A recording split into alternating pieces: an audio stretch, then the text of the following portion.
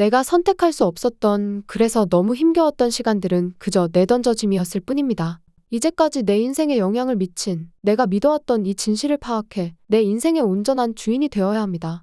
안녕하세요, 비긴엔드입니다. 우리는 살다 보면 왜 나에게만 이런 일이 일어나지? 나는 왜 가난하게 살고 왜 다른 사람들처럼 누리지 못하는 걸까? 인생이 왜 이렇게 힘들지? 하고 현재 내 상황을 원망하며 나만의 굴을 팔 때가 있는데요.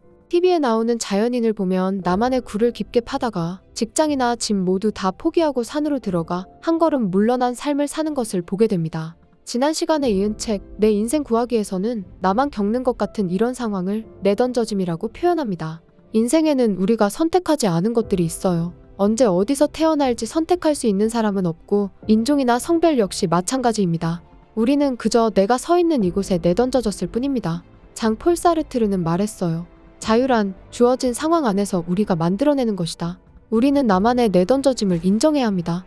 지금 이 상황을 인정하고 받아들이면 앞으로는 자유롭게 내 인생을 변화시킬 수 있게 됩니다. 살면서 우리가 할 수 있는 가장 중요한 일은 그 누구도 자신을 포함해서 원망하지 않는 것입니다. 좋든 싫든 우리는 언제나 현재를 살아갈 거예요.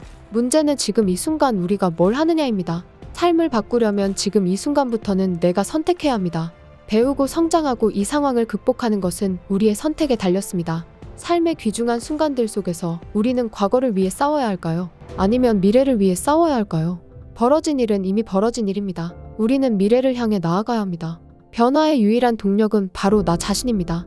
한 가지 예를 들어볼게요. 스타벅스에서 갑자기 누가 내 팔꿈치를 쳐서 들고 있던 뜨거운 커피가 사방으로 쏟아졌어요. 20분 후에 취업 면접이 있는데 당장 옷을 갈아입을 시간이 부족합니다. 부딪힌 남자는 어깨를 한번 으쓱하더니 사과의 말을 웅얼거리고는 잽싸게 사라졌어요.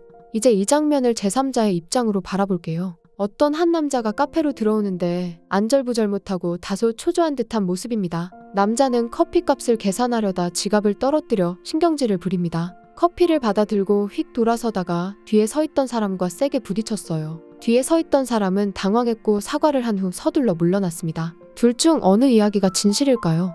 만약 우리가 첫 번째 이야기만 들었다면 잘못은 순전히 상대에게 있다고 생각했을 거예요. 우리는 오직 나의 관점에서만 진실을 바라봅니다. 진실이라고 믿어왔던 것은 결국 내 개인적 경험에 불과합니다. 누군가는 자라면서 파란만장하고 기구한 삶을 살았을 거예요.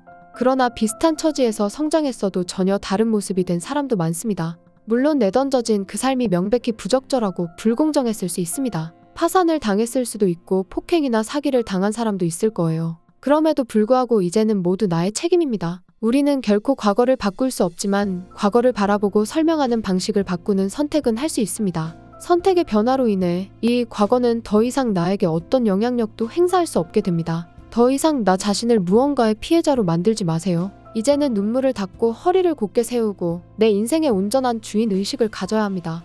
타인을 향한 생각의 변화가 필요합니다. 우리는 매일 안정적인 삶을 살기 위해 악전고투하고 있는데 이 타인이란 존재는 인생에서 가장 예측 불가능한 요소예요. 살면서 한두 번만 큰 사건을 겪으면 사람들은 나를 조종하려고 해. 혹은 사람은 신뢰할 수 없는 존재라는 결론이 내려집니다. 이런 결론으로 사람을 바라본다면 우리는 끊임없이 만나는 모든 사람을 나를 이용하는 사람인가 라는 내부 필터로 검증하게 되죠.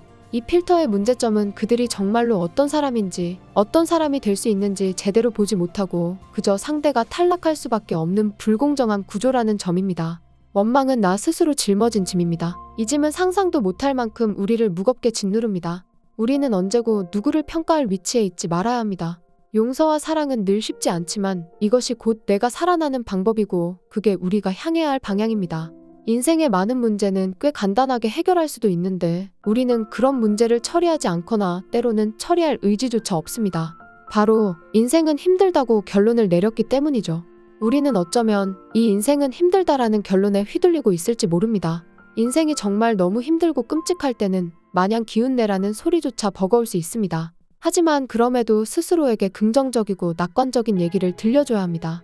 그래야 우리가 진실이라고 여기던 것에서 눈을 돌려 새로운 진실을 마주할 수 있기 때문입니다. 인생은 공평하지 않다는 결론은 친구와의 우정에 금이 가게 만들기도 하고 가족과의 관계도 엉망으로 만들 수 있습니다. 삶 자체가 불공평하다는 관점으로 매일을 시작한다면 항상 나는 피해자인 것입니다. 찰스 디킨스는 말했어요. 우리는 평생 갇힐 인생의 사슬을 스스로 만든다. 내가 내린 인생의 결론을 바꿔야 합니다. 생각의 전환이 필요합니다. 나의 삶이 짓눌려 있을 때, 실패하거나 거부당했을 때 드는 내 결론을 깨닫고 이 결론을 뛰어넘기 위해 노력해야 합니다. 내가 선택할 수 없었던, 그래서 너무 힘겨웠던 시간들은 그저 내던져짐이었을 뿐임을 인정해야 합니다. 그 인정 뒤에야 바른 선택이 가능합니다. 이제까지 내 인생에 영향을 미친, 내가 믿어왔던 이 진실을 파악하고 직시해 새로운 진실로 눈을 돌려야 합니다. 과거를 원망하는 대신 미래를 향해 나아가야 합니다. 우리는 더 이상 피해자가 아니고 내 인생의 온전한 주인입니다.